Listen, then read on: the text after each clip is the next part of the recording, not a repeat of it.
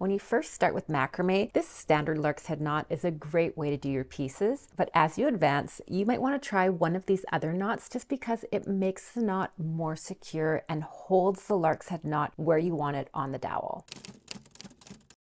For the standard lark's head knot, you go around the back of the dowel, you pull your cord until you see this loop, bring the ends over the dowel, through the loop, and just pull down, and you make that snug. Unfortunately, this knot loosens very easily. Here are 3 ways to do reinforced lark's head knots. Take your cord behind the dowel, the same way you were going to do that first lark's head knot. Now, rather than going through here, we're going to take one end, go behind the loop on one side and pull. Take the other end and go behind on the other side, pull a little bit, and now pull them together. That's a more secure way to do your lark's head knot. These are harder to loosen.